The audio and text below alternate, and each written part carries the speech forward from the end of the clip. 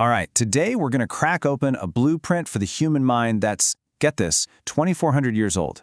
We're diving into how the philosopher Plato mapped out our inner world with a kind of clarity that is, frankly, shockingly relevant to our lives today.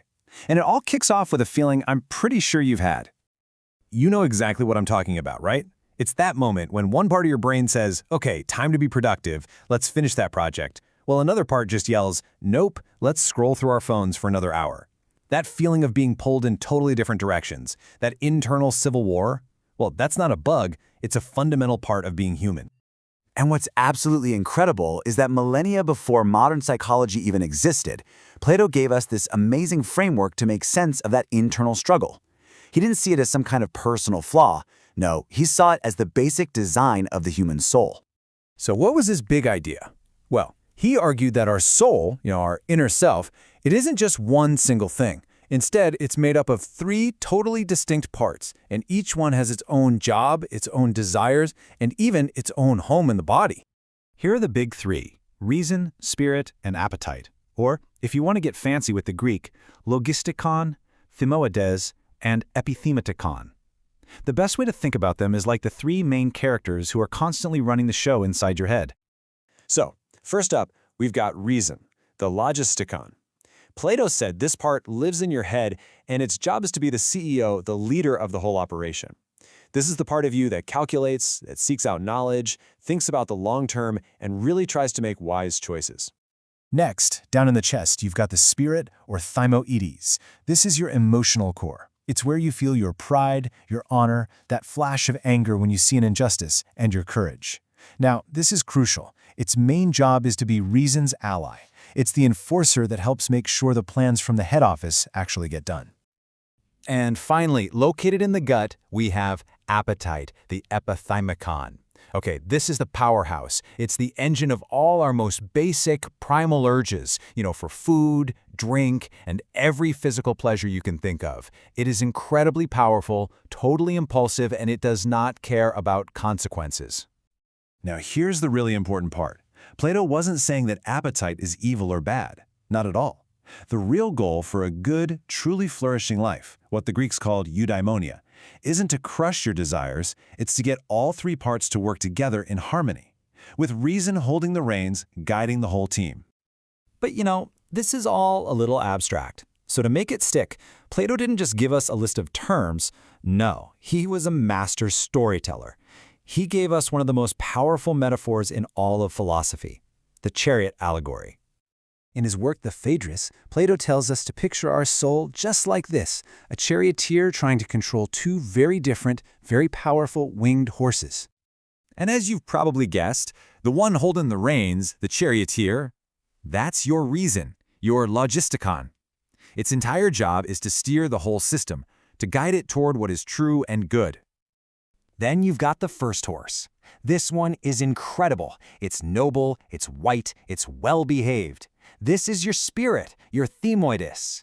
It understands the charioteer's commands and wants to help, providing that noble drive and courage you need for the journey.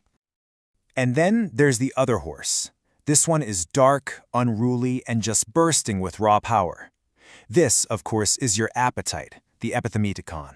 And it is constantly trying to yank the chariot off course, dragging it down toward whatever shiny object or immediate pleasure catches its eye. And right here, this is the absolute genius of the whole story. The charioteer's goal isn't to kill the dark horse or cut it loose. Plato knew that this dark horse is what gives us our energy, our drive. Without it, the chariot doesn't go anywhere. The true art of living, then, is to train that wild horse, to integrate its incredible power, and to channel all that energy in the direction that reason chooses. Now, this powerful idea didn't just stop with Plato. Centuries later, a group of philosophers known as the Neoplatonists took this model of our inner world and they added another really fascinating layer to it. Thinkers like Plotinus called the soul amphibious. How cool is that? They meant it lives with one foot in the messy physical world of the senses, the world of that dark horse, and the other foot in a higher, more abstract world of pure ideas and intellect, the world the charioteer is aiming for. Our soul, in this view, is the constant bridge between our animal body and our godlike mind. Okay, so we've got this amazing, rich, ancient model of the mind.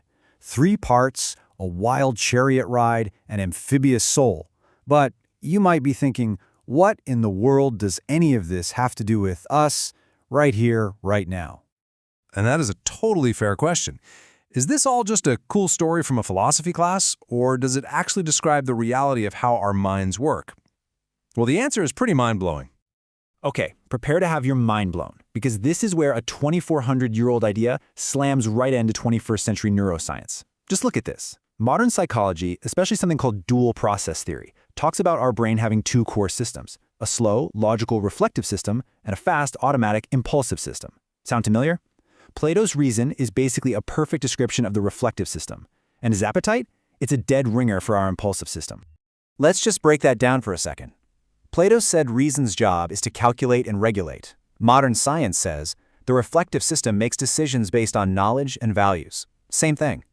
Plato said appetite drives us with impulsive physical desires. Science now says the impulsive system drives our behavior through automatic gut feelings and motivations. It's the exact same idea, just separated by 2,500 years of history. So, the big takeaway from all this is that Plato wasn't just some guy making up poetic stories about chariots. He was, for all intents and purposes, a pioneering psychologist. He created one of the first and one of the most accurate and enduring models of the human mind, a model that modern science is, in so many ways, still catching up to. And all of that leaves us with one final, very personal question. In that constant push and pull of your own daily life, caught between your big long-term goals and all those immediate short-term desires, who's actually in control? Who is holding the reins of your chariot?